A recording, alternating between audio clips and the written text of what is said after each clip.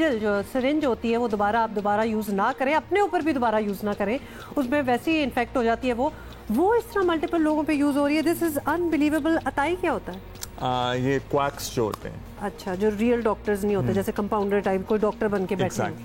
اچھا جی, infectious diseases کے ماہر ڈاکٹر اسما نسیم ہمارے ساتھ ہیں, ان سے بات کرتے ہیں. ڈاکٹر صاحبہ سندھ کے کئی علاقوں میں ابھی ہم نے پوری ڈیٹیل دی ہے, HIV کے پھیلاؤ کی بڑی وجہ استعمال شدہ سرنجز لگانا پایا گیا ہے. تو ایک استعمال شدہ سرنج سے کس کس طرح کی بیماریاں منتقل ہو سکتی ہیں, ذرا پلیز آپ ہمیں لسٹ کرائیں.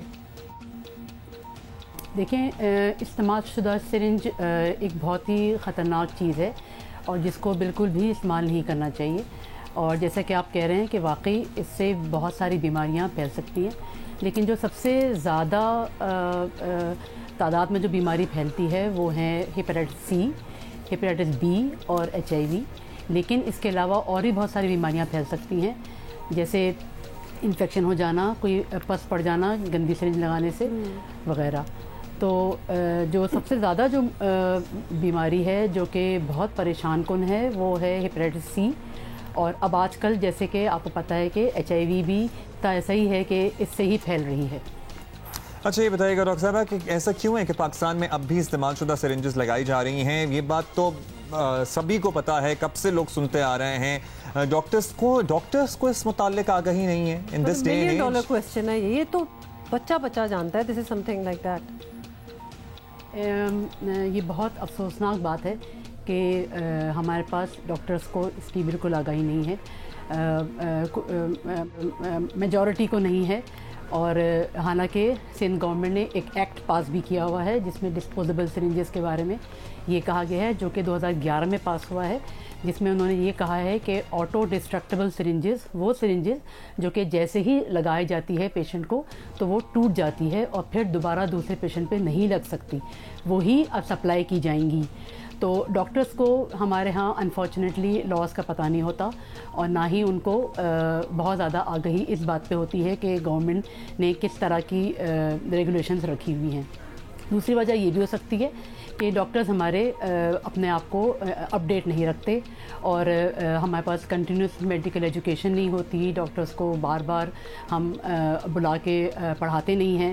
اور تیسری وجہ یہ بھی ہو سکتی ہے کہ یہ سرنجز آٹو ڈسٹرکٹیبل سرنجز یا دوبارہ یوز ہونے والی سرنجز نہیں ہونے والی سرنجز وہ زیادہ تھوڑی مہنگی ہوتی ہیں. تو ڈاکٹر جو اپنی پریکٹس کرتے ہیں پھر ان کو پھر پیسے بچانے کی سستی سرنجز استعمال کرنی پڑتی ہیں. ڈاکٹر صاحب یہ ماننا کہ ڈاکٹرز کو کبھی کبھار پتہ نہیں ہوتا کہ یہ سرنجز یوز ہو رہی, وہ ڈاکٹر بنے کیسے؟ مطلب دس از ABC آف ڈاکٹری, آپ سمجھ لیں, آف میڈیسن, کہ آپ دوبارہ یوز نہیں کر سکتے, اس لیے ان کا کوئی دوبارہ سے کورس کرنا, اپڈیٹ اپنے آپ کو کرنا, یہ چیز تو بیسک ABCD میں آ جاتی ہے. بٹ اینی وے اب یہ سلسلہ آبویسلی بند تو کرنا ہے, HIV کو وبا بنتا تو نہیں دیکھا جا سکتا. تو استعمال شدہ سرنجز اور غیر ٹیسٹ شدہ خون یہ بھی ایک بڑا ڈفرینٹ معاملہ ہے. تو اس معاملات پر کو بند کرنا ہوگا, اس کے لیے حکومت کو کیا کرنا چاہیے, کیا سجیسٹ کریں گے آپ؟